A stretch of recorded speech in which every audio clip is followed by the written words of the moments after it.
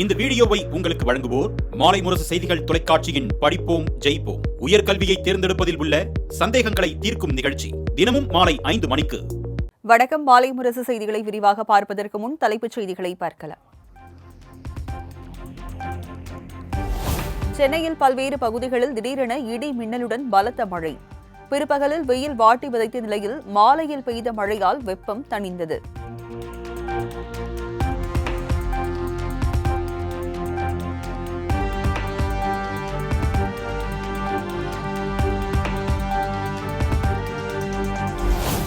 சென்னை, திருவள்ளூர், காஞ்சிபுரம் உள்ளிட்ட 29 மாவட்டங்களில் மழைக்கு வாய்ப்பு.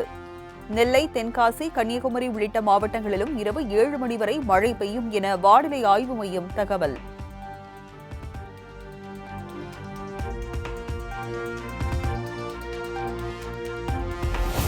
வரும் 14, 15ஆம் தேதிகளில் கோவை மற்றும் நீலகிரி மாவட்டத்திற்கு கனமழைக்கான ரெட் அலர்ட். சென்னை வானிலை ஆய்வு மையம் அறிவிப்பு.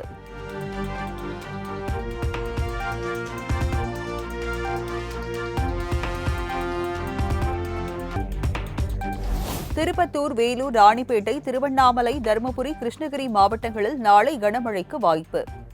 சேலம், கள்ளக்குறிச்சி, அரியலூர், பெரம்பலூர், கடலூர் மற்றும் திருச்சி மாவட்டங்களில் மழை பெய்யலாம் என வானிலை மையம் கணிப்பு.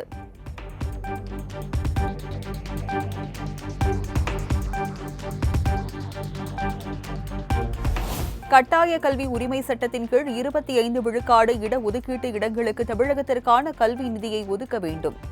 மத்திய அரசுக்கு சென்னை உயர்நீதிமன்றம் உத்தரவு.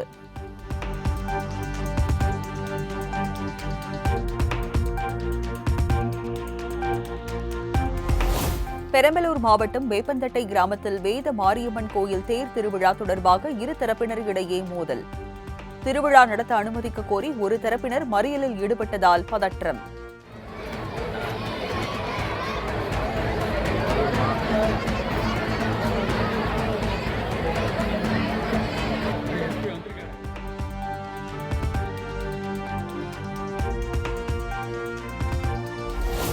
பெரம்பலூர் மாவட்டம் வேப்பந்தட்டை மாரியம்மன் கோவில் தேர் பட்டியலின மக்கள் வசிக்கும் தெருக்களில் செல்ல முடியுமா? ஆய்வு செய்து அறிக்கை அளிக்க மாவட்ட சட்டப்பணிகள் ஆணைக்குழுவுக்கு சென்னை உயர்நீதிமன்றம் உத்தரவு.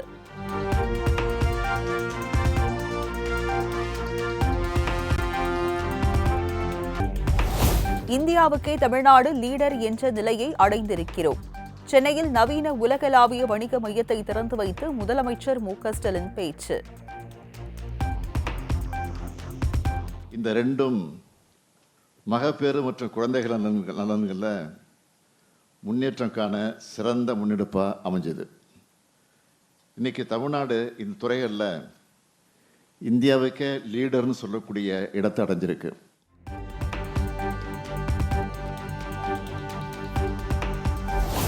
தமிழ்நாட்டின் பொருளாதார முதுகெலும்பு பெண்கள்தான் என முதலமைச்சர் மு.க.ஸ்டாலின் பெருமிதம். உலக வங்கி உதவியுடன் அடுத்த 5 ஆண்டுகளில் பல்வேறு திட்டங்களை செயல்படுத்த உள்ளதாக பேச்சு.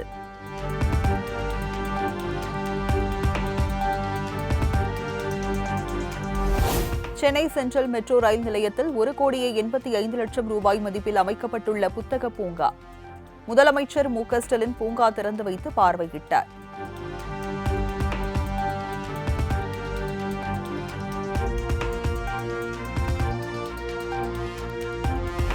கீழடி ஆய்வுகள் குறித்து இன்னும் அதிகமான அறிவியல் பூர்வ முடிவுகள் தெரிய வேண்டியிருக்கிறது.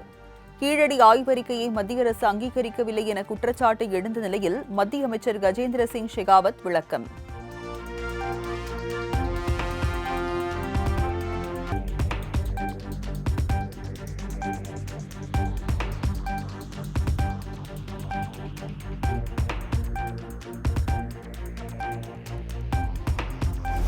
கீழடிக்கு நீதி வழங்கும் விவகாரத்தில் உலக அறிவியல் ஆய்வுகள் ஒப்புக்கொண்டாலும் மத்திய அரசு அதனை ஒப்புக்கொள்ள தயக்கம் காட்டுவது ஏன்? வரலாறும் அது கூறும் உண்மையும் உங்களது மலிவான அரசியலுக்காக காத்திருக்காது என்றும் தங்கம் தென்னரசு காட்டம்.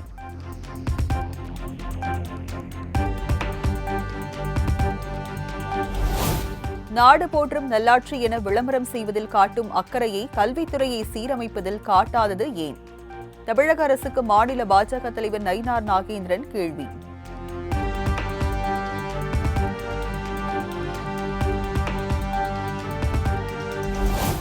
அதிமுக பொதுச் செயலாளர் எடப்பாடி பழனிசாமி இருக்கும் இடத்தில் மதவாதம் இருக்காது. மதவாதம் துளிர்விட்டால் அங்கு இபிஎஸ் இருக்க மாட்டார் என்றும் முன்னாள் அமைச்சர் ராஜேந்திர பாலாஜி திட்டவட்டம்.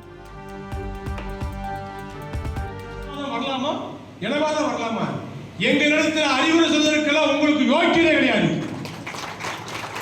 அதிமுக காரர்களுக்கு அறிவு உண்டு, ஆற்றல் உண்டு, திறமை உண்டு, தெம்பு உண்டு. எடப்பாடியாருக்கு அத்தனையும் மொத்தமாக உண்டு. எடப்பாடி இருக்கிற இடத்திலே மதவாதம் இருக்காது. மதவாதம் துளிர்விட்டால் அங்கே எடப்பாடி இருக்க மாட்டார்.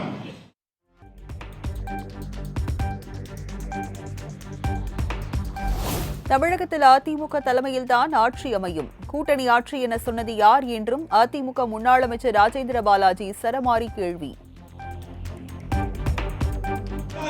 கூட்டணி ஆட்சிக்கு வரும், இதுதான் அர்த்தமே ஒழிய அதிமுக தலைமை எடப்பாடி தலைமையில் அம்மாவுடைய ஆட்சி தான் தமிழ்நாட்டில் வரும்.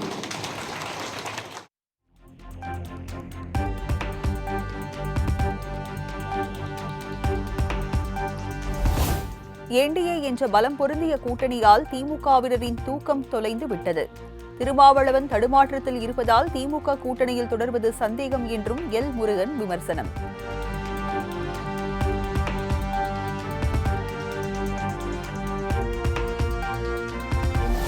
திமுகவை வீழ்த்த நினைப்பவர்கள் தேசிய ஜனநாயக கூட்டணிக்கு வர வேண்டும். அமமுக பொதுச் செயலாளர் டிடிவி தினகரன் மீண்டும் அழைப்பு.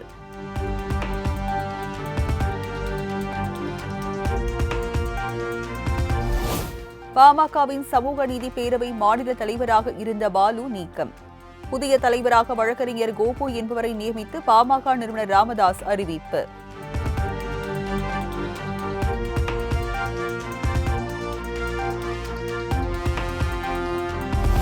கடலூர் மற்றும் திருவள்ளூர் மாவட்ட பாமக நிர்வாகிகளை மாற்றி ராமதாஸ் அதிரடி நடவடிக்கை. அன்புமணி ராமதாஸ் இடையே மோதல் போக்கு தொடர்வதால் தொண்டர்கள் குழப்பம்.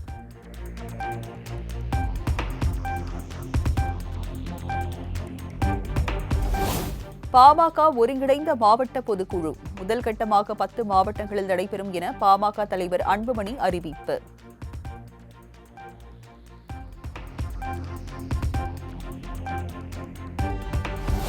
மாநிலங்களவை எம்பி தேர்தலில் போட்டியிட்ட திமுக, அதிமுக மற்றும் மக்கள் நீதி மய்யம் கட்சித் தலைவர் கமல்ஹாசன் வேட்புமனு ஏற்பு. அனைவரும் போட்டியின்றி மாநிலங்களவை எம்பியாக தேர்வாகின்றனர்.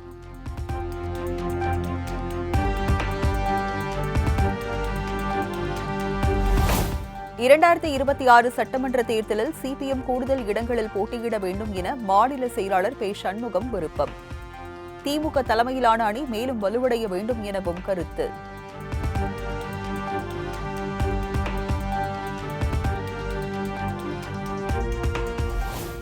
கரூர் மாவட்டம் குளித்தலை அருகே பட்டாசு வெடித்து சிறுவர்கள் 4 பேர் படுகாயம். குப்பையில் கிடந்த வெடிக்காத பட்டாசை கற்களால் குத்திய போது நிகழ்ந்த சோகம்.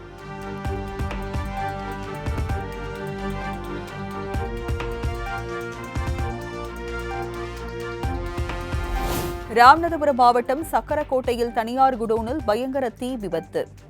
பல லட்சம் ரூபாய் மதிப்பிலான பொருட்கள் எரிந்து சேதம்.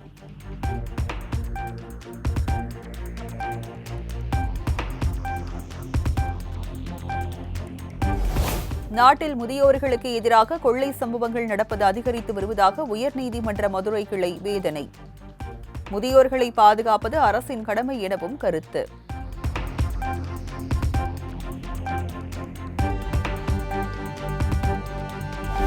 தேர்தல் விதிமீறல் வழக்கில் இருந்து திமுக அமைச்சர் ஏவாவேலு விடுவிப்பு. திருவண்ணாமலை நீதித்துறை நடுவர் நீதிமன்ற நீதிபதி தீர்ப்பு.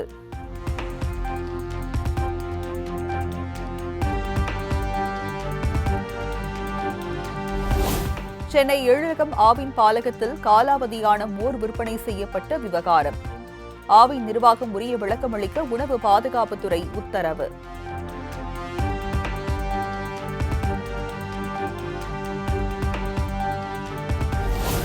தனுஷ்கோடியில் கரை ஒதுங்கிய ரசாயன பிளாஸ்டிக் மூலப்பொருட்கள். கடற்கரையில் கரை ஒதுங்கிய பொருட்களை சேகரிக்கும் பணியில் 150க்கும் மேற்பட்ட தூய்மை பணியாளர்கள் தீவிரம்.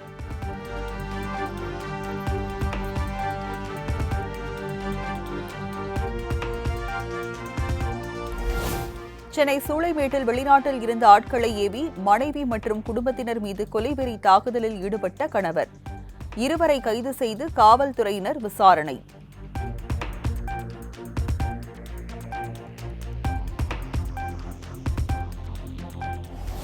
தூய்மை பணியாளர்களை தொழில் முனைவர்களாக மாற்றும் திட்டத்தில் முறைகேடு நடைபெற்றதாக தொடரப்பட்ட வழக்கு.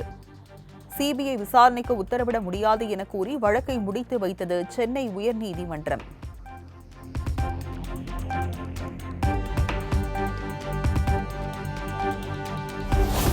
விருதுநகர் மாவட்டம் கல்விமடை கிராமத்தில் 30க்கும் மேற்பட்டோருக்கு திடீரென வாந்தி மயக்கம் ஏற்பட்டதால் மக்கள் பீதி.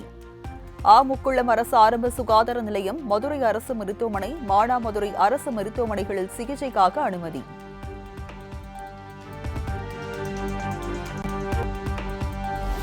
திருவண்ணாமலை அண்ணாமலையார் கோவிலின் 5ஆம் பிரகாரத்தில் முட்டை பிரியாணி சாப்பிட்ட விவகாரம். கருவறை முன்பு வேத மந்திரங்கள் முழங்க யாகசாலை பூஜை செய்யப்பட்டு கோயில் வளாகம் முழுவதும் புனித நீர் தெளிப்பு.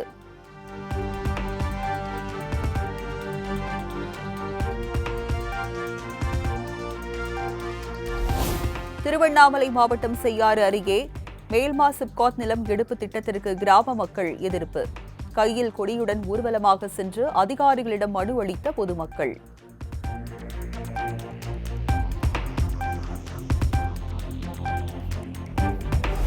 திருப்பூர் மாவட்டம் முத்தூரில் விவசாய நிலங்களில் பாரத் பெட்ரோலியத்தின் எண்ணெய் குழாய் பதிப்பதற்கு எதிர்ப்பு. எண்ணெய் திட்டத்தை சாலை ஓரமாக அமைக்க கோரி அவினாசி பாளையத்தில் விவசாயிகள் தொடர் காத்திருப்பு போராட்டம்.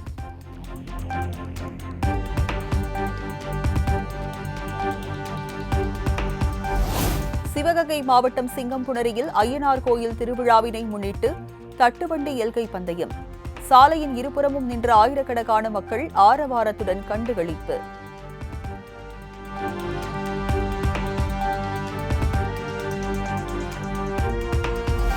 பரமக்குடியில் கோயில் திருவிழாவை முன்னிட்டு நடந்த மஞ்சு விரட்டு போட்டி. சீறி பாய்ந்த காளைகளை தீரத்துடன் அடக்கிய மாடுபிடி வீரர்கள்.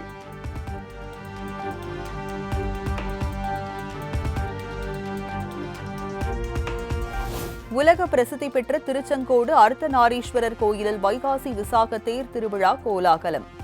அமைச்சர் மதிவேந்தன் உள்ளிட்ட ஆயிரக்கணக்கான பக்தர்கள் தேரை வடம்பிடித்து இழுத்து தரிசனம்.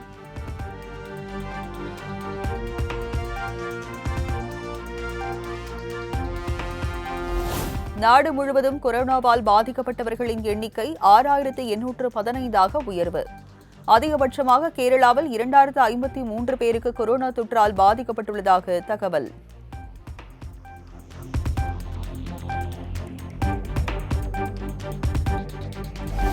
மைசூரு நகர்ப்புற மேம்பாட்டு ஆணைய முறைகேடு விவகாரத்தில் கர்நாடக முதலமைச்சர் சித்தராமையாவின் 100 கோடி ரூபாய் மதிப்பிலான சொத்துக்கள் முடக்கம். ஏற்கனவே 400 கோடி மதிப்பிலான சொத்துக்கள் முடக்கப்பட்ட நிலையில் அமலாக்கத்துறை நடவடிக்கை.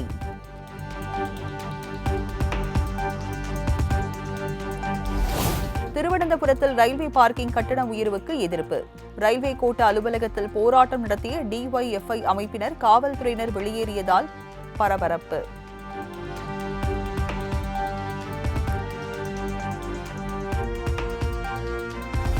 டெல்லியில் பூமிஹூன் பகுதியில் குடியிருப்புகள் இடிக்கப்படுவதற்கு எதிர்ப்பு. முன்னாள் முதலமைச்சர் அதிஷி தலைமையில் பொதுமக்கள் போராட்டம்.